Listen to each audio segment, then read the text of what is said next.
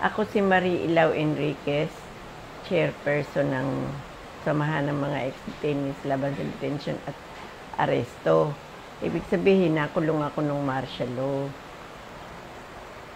Noong April 1973, ni-raid yung bahay namin. Hinahanap nila yung brother ko. Sabi ko, nasaan yung warrant ninyo? Hinahanap ko yung warrant. Sabi nila, anong warrant? Warrant yung martial law ngayon, kaya wala nang warrant. Pwede namin gawin sa inyo yung gagawin namin.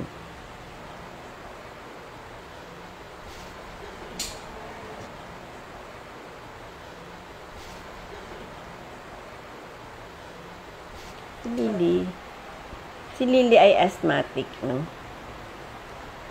Pero ano siya, yung firm siya, ano man desisyon. Writer siya. Sabi niya, gusto niya maging writer kasi gusto niyang i-expose yung mga nalalaman niya sa lipunan. Sinabihan ko yung si Lily, yung younger sister namin, pati yung kuya ko na huwag silang umuwi kasi ni-raid yung bahay namin. Napasabihan ko pa siya. Si Lily, inisip niya yung nanay namin na may sakit. Sabi niya, paano kakain ang nanay ko? Yun ang inisip niya. Nagpasama siya sa brother-in-law ko na nasa Tabak Division naman ng Philippine Army noon. Akala naman ng brother-in-law ko, igagalang yung kanyang pagka-army. Pag alis pa lang ng brother-in-law ko, inuuntog na raw yung ulo ni Lily sa pader. Ginawa nilang ashtray yung bibig. Pinainom nila ng muriatic acid. Sexually molested. Yung utak niya nandito na sa digestive organs niya, sa digestive system.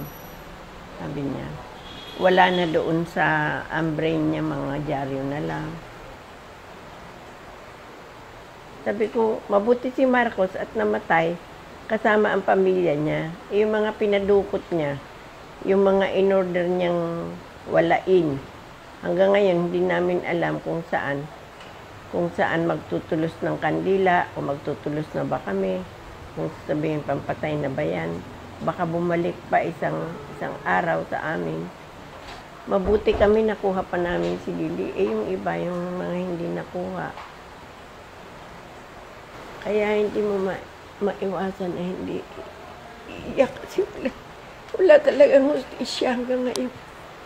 Walang hustisya.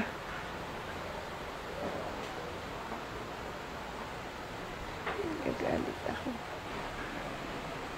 Dahil yung siya ba yan, yung natalsik siya ng mga ng Pilipinas. At tayo ay nagtagumpay, nakalisin siya. Okay,